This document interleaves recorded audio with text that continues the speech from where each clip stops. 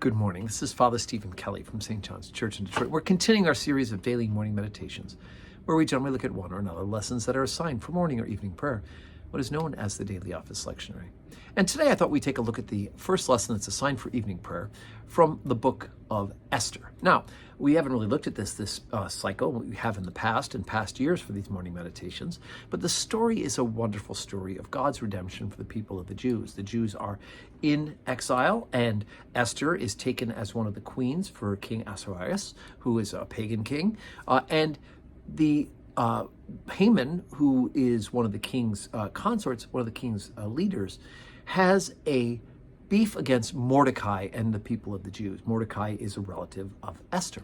And so it is that Mordecai decides that he would set up a thing so that those who were Jews who would not make sacrifices to the pagan gods and to the honor of the king would be put to death, knowing that that would include Mordecai and all of the Jews.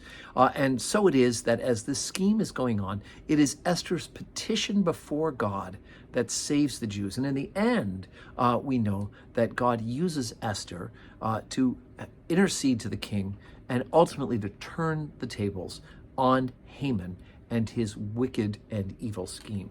So this is the last chapter, chapter number 7. So the king and Haman came to banquet with Esther the queen. And the king said again unto Esther on the second day of the banquet of wine, What is thy petition, Queen Esther? And it shall be granted thee. And what is thy request? And it shall be performed, even the half of the kingdom. Then Esther the queen answered and said, If I have found favor in thy sight, O king, and if it please the king, let my life be given me at my petition, and my people at my request. For we are sold, I and my people, to be destroyed, to be slain, and to perish. But if we had been sold for bondmen and bondwomen, I had held my tongue, although the enemy could not countervail the king's damage. So the king Ahasuerus answered and said unto Esther the queen, Who is he, and where is he, that does presume in his heart to do so? And Esther said, The adversary and enemy is this wicked Haman. And Haman was afraid before the king and the queen.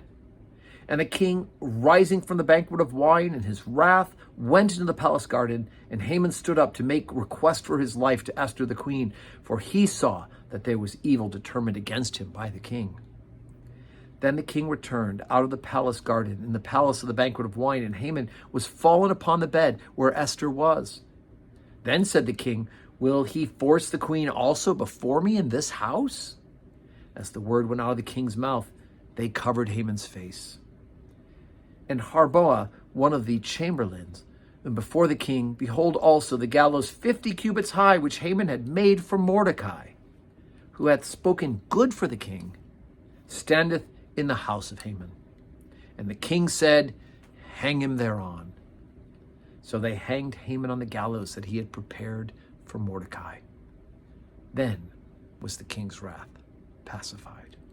This is one of those great stories, and the Jewish people celebrate this with great hurrah, the saving of the people of Israel, because of the skullduggery of Haman is counteracted by the prayerfulness and the truthfulness of Mordecai and Esther, that God is with them on their side. And of course, we'll see stories like this again and again in the Old Testament, the original Testament books, about God's salvation for the people of the Jews. And it comes through all sorts of strange means, including having Esther marry and become one of the queens of a strange land. And there's other examples all throughout the books of Scripture. So anyway, today's Wednesday. We have our 12:15 Holy Communion service, and I hope that you can join us in person to receive the Blessed Sacrament or follow us online on one of these places where you watch this morning meditation. And may God give you a wonderful Wednesday full of blessings.